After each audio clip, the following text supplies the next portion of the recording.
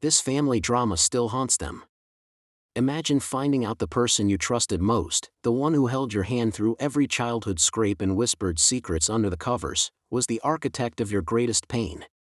That's the chilling reality Eleanor discovered on what was supposed to be the happiest day of her life.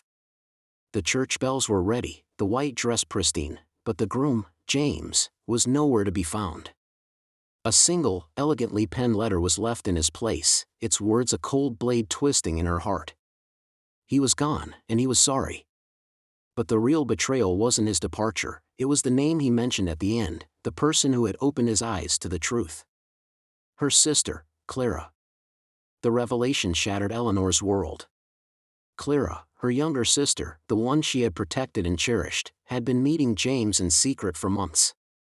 Every knowing glance, every shared, secretive smile she had mistaken for familial affection was, in fact, a sign of their clandestine affair. The memory of Clara helping her choose her wedding dress, her eyes sparkling with what Eleanor thought was joy for her, now seemed like a cruel mockery. The betrayal wasn't just an act, it was a carefully constructed web of lies spun by the two people she loved most. The family she knew was a facade, its foundations crumbling to dust around her. A storm of emotions raged within Eleanor.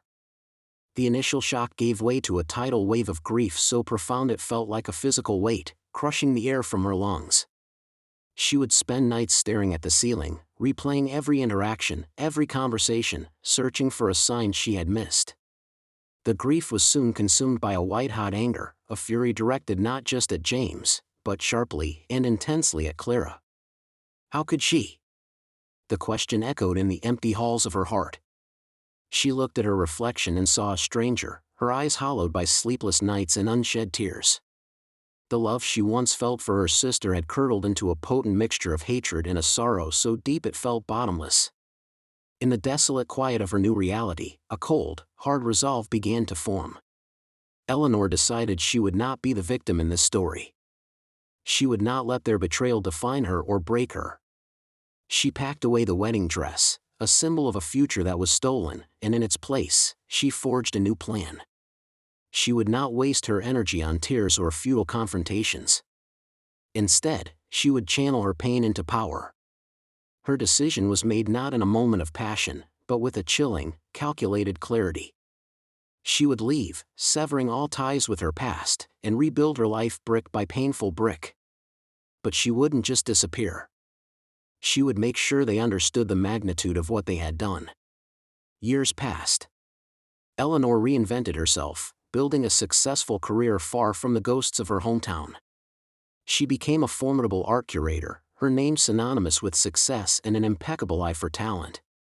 No one knew the story of the jilted bride, they only saw the strong, independent woman she had become. Then, one day, an invitation arrived. An embossed card for the 10th anniversary vow renewal of James and Clara. They had built a life on the ruins of hers, and now they were celebrating it. A slow, cold smile spread across Eleanor's face. It was time. She attended the lavish party, a vision of elegance and grace, her presence alone a shock to the couple. But her real revenge was far more subtle. During her toast, she announced her latest acquisition for a world-renowned museum, a series of poignant, anonymous letters from a man to his secret lover, detailing their affair and his agonizing decision to leave his fiancée. She then revealed the artist's name. James.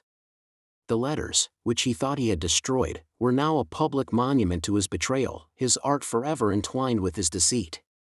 Clara's face turned ashen as the crowd murmured, the implications sinking in.